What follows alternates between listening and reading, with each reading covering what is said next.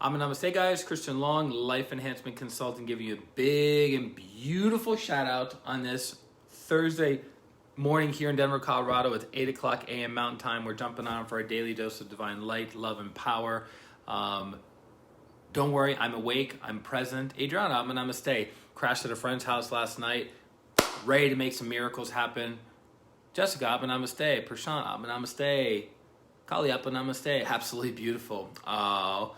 This whole thing. So there was a topic that I want to cover connected to the love aspect last week, and it fell from my consciousness, and then it came back into my consciousness. And we're not going to cover it in extensive detail. We're just going to, again, prick your consciousness, get you thinking, get you speaking, get you acting in that direction. And then as you continue to practice, then you'll become more proficient at that thing. So many, many years ago, there was a Christian author who wrote a book called The 5 Love Languages. The 5 Love Languages by Gary Chapman. And very, very popular, obviously, within the Christian community and within the personal development world of Christians. And he basically talks about Joanna, Namaste. When we get involved in a relationship with somebody, we're all speaking the 5 love languages to each other. So our love cup is being filled up, right? So the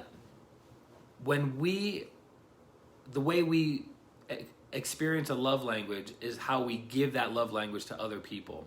So if we like, for instance, physical touch, we share that love language, Andrew, Namaste, with somebody else through physical touch.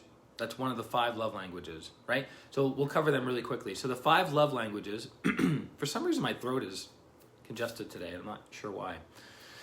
So the 5 love languages are physical touch. So that would be hugging, holding hands, kissing, sex, massages, anything dealing with the physical body. Then you have time, spending time with somebody. And typically that means quality time, but it could be watching a movie together, watching a show, going out to eat. But typically it's quality time, like a nice walk, reading together, playing games together, things like that. So quality time with the person. The other one would be acts of service, doing something for another person. So it could be running errands for them, doing grocery shopping, doing the dishes, making dinner, vacuuming the floor, acts of service, doing something kind and loving for another person. And then you have words of affirmation, which is saying kind things to the other person. I love you, I care about you, I treasure you, you're beautiful, you're magnificent, you're spectacular. Words of affirmation, right? And then the last one is gifts. So that would be jewelry, cars, houses, candy, any type of material possession for the other person. So those are the 5 love languages. So typically, how we show our love language to others is what we sought from our parents. Typically. So if we wanted more physical touch from our parents, we will tend to grow up being a person who gives physical touch to other people because that's how we want to receive the love language. If we wanted more words of affirmation from our parents, we will typically grow up and we'll give words of affirmation to other people to reap that in return. The challenge, now keep in mind, love, intimacy, romance, sex is extraordinarily complex. Very, very, there's many, many facets of truth, levels of truth, and karma between you and the other person. Rosalind, Namaste. So it's not a hard and fast rule of like, okay, it's 5 love languages. I speak this love language, the other person speaks this love language, and that's it. There's more to it than that, obviously. But simply put, if your love languages say words of affirmation, so the way you communicate love to another person is by telling them how much you love them, how special they are, how kind they are, how wonderful they are, and always uplifting and encouraging them through your words. But that person's love language is, say, acts of service, and you never do anything for them. You never do the dishes, you never vacuum, you never run errands, go to the grocery store, pick up things. The person's love cup is not going to be as filled up and satisfied, right? And vice versa. So the person who does acts of service is always giving the person whose love languages, words of affirmation. They're always doing things for them. And the person that loves words of affirmation is like, I wish they would just tell me I have beautiful hair or beautiful smile or my eyes are glistening and glowing and luminous like the sun, right? So when you get involved with somebody, I like how so many people are jumping on this stream. You guys love the 5 love languages. And I mean, the guy is an embodiment of what he teaches. He's been married for over 40 years, right? So he's an embodiment of commitment and longevity and a healthy relationship, right? And he's generated good karma by what? Teaching more people how to love. Chelsea, I'm a namaste. So that being said, when you get involved in a relationship, very, very interesting topic. Thank you, Jessica. When you get involved in a relationship with somebody, you're both speaking all 5 love languages to each other in general. In general. Why? Because you're getting to know the person and you're wanting to please them, you're wanting to show up for them, you're wanting to do the best that you can of like putting your best foot forward, right? But as you get more comfortable with one another, we have a tendency to go into our default love language. So if it's physical touch, we tend to stop doing the other love languages and we just stay with physical touch. But let's say the other person's is time. So when you're together, there's a lot of physical touch, but you don't spend that much time with one another. So the other person's going to feel not as loved. Now, what did we talk about? Love is extremely complex and there's many, many levels of truth. Ultimately, you are your own love. You're generating the love aspect within you, so you radiate and versus attaching to another person to extrapolate energy or love from them.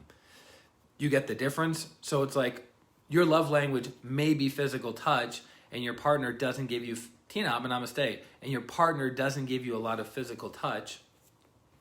Are you going to blame your partner, or are you going to start cheating on your partner? Or are you going to go look for other sources of love because your partner's not showing up for the way that you want them to show up for you? Or are you going to practice generating love for yourself? Because then as you generate love within you, you can radiate love to your partner. And so it does not matter. Here's the higher level of truth. It does not matter which of the 5 love languages you're connected to. Acts of service, words of affirmation, gifts, time, or physical touch. If there is love radiating from the person's heart, that will nourish, nurture, and heal the relationship. Because it's energy. Everything comes first from the energy world before it ever physicalizes materially. So even though you may not be quote unquote speaking the person's love language, if you have a big, open, loving heart that radiates loving energy, that will be enough to satiate and satisfy that person. Does that make sense? Very, very important thing to consider. So I hope that helps. I hope that gives you guys a different level of understanding of the 5 love languages by Gary Chapman. Again, a very, very famous book. I think it was written maybe 25 years ago at this point. And a Christian author, been married for over 40 years, and he is a practitioner, an embodiment of what he teaches, right? So that I appreciate.